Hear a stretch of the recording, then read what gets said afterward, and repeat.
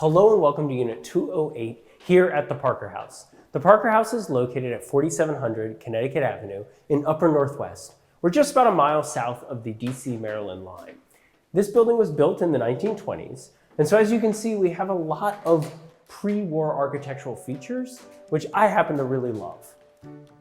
We've sold several units in this building, and so we have a really good sense of all the different ways you can utilize the space. We're going to talk a little bit about what the great features that this unit has, as well as some of the ways that this space differs from other units and ways you can either adapt this unit to make that space or use it in its current configuration.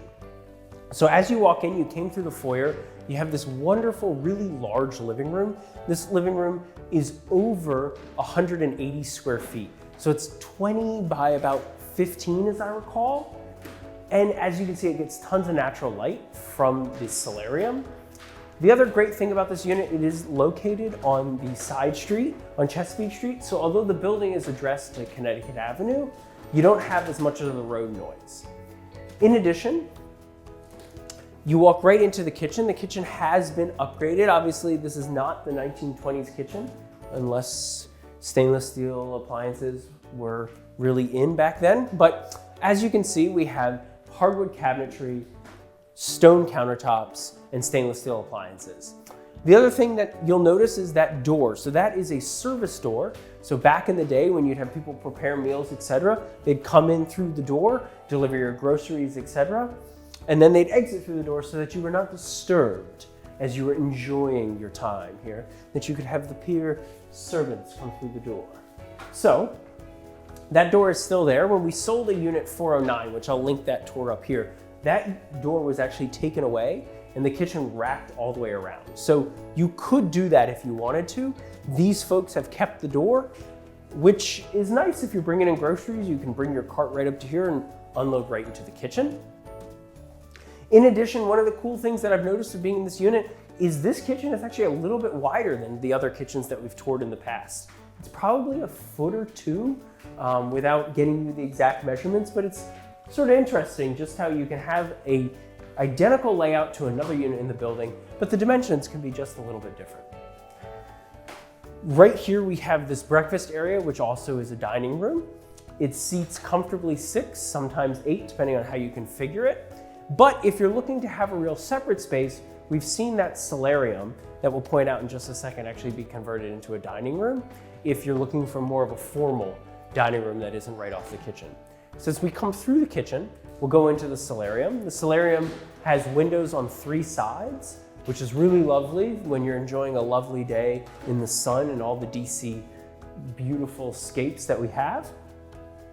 This unit being on the 2nd floor is positioned right in the trees, which is nice because we are in an urban environment, but it's sort of nice to have a little bit of greenery amid all the buildings and such that we have around here. These solariums, like I said, can be used as dining rooms. They're commonly used as offices, as well as reading rooms, breakfast rooms. Come in, have a nice cup of coffee in the morning. It's a lovely space. So we'll come back through the living room.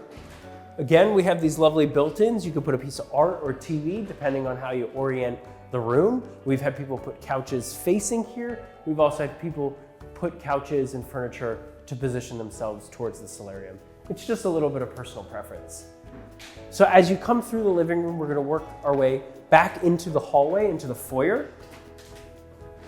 And you're going to notice that these buildings, there's a real changeover. So as we came, we made a left, we went into what I call the living spaces of the unit. And so now we're going to go to the right and we're going to go into the bedroom spaces. As we come into the bedroom spaces, we have a large closet here, which is a nice coat closet for storage when you're welcoming guests, etc. These older buildings are notorious for having tons of storage because people lived with things and stuff and furniture and all those sort of things. Sort of the minimalist thing, to my knowledge, was not in the 20s. So we come into the first bedroom. This is a nice guest bedroom. These folks put all these large built-ins for extra storage. They were downsizing from a house. And so obviously when you downsize from a house, you have a lot more things than say somebody who's just moving from condo to condo. And so they put in these lovely built-ins, which really adds a lot of storage without taking away much from the room. We have, again, 2 nice large windows bringing in tons of natural light. And this is great for welcoming guests, having guests spend the night, or if you want a private office, this works great as a private office. So we'll exit the bedroom here. We have a nice closet as well, I should point out. And we come into the hall. So the hall is taking us into the owner's suite. We have a closet here, a nice linen closet, which again has additional storage. Lots of closet space, as you can see. And to my right, we're going to talk about the bathroom here. But before we do that, you'll say, wait, 2-bedroom, 1 bath? Did he mention you could have a second bath? Well, yes, you can. So the way that this unit can be configured is this hallway, obviously, is leading to the bathroom, but could be taken out. We've had other unit owners do this. So you essentially will wall this off right here, and then you'll have a bathroom just right here, which is the guest bath, taking out the closet that was in that office. And then you still have this secondary bath right here, where you reposition the door to the right of where the door is currently. And that gets you access off of the owner's suite to have a in-suite bath.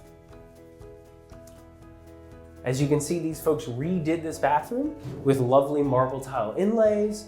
I love the fact that they did the shampoo niche. And they kept with the older vintage style of the building by putting in plumbing fixtures that really match the spirit of the building, as well as the decor, the floors, the big pedestal sink. All of these things are really correct for a 1920s building, which I'm partial to the old style. You again have a linen closet here with alpha storage, perfect for linens, towels, etc. And then moving out of the bathroom takes us right into the owner's suite.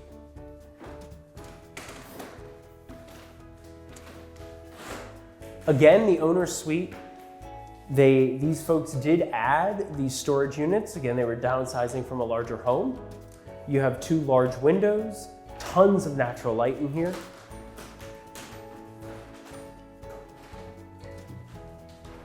And we've seen people put a desk in addition to a bed in this space if you're trying to have multi-use spaces, and in the era of where people have repositioned their lives to remote work and those sort of things, people are always looking for spaces to have desks. And this very large bedroom accommodates easily a bed and an office setup if you'd like. And then again, with a little bit of the old world charm and some of the great features, we have twin closets in this bedroom. Closet here.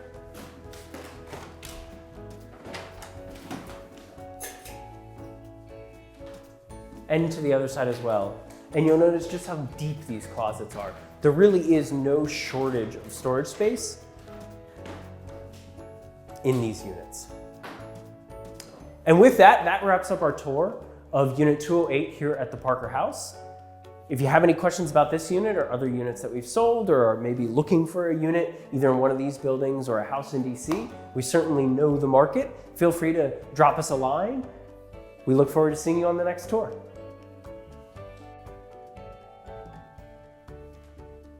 Hello and welcome to Units. So as you know, this building was built in 1920s. That's 2 mistakes, go back.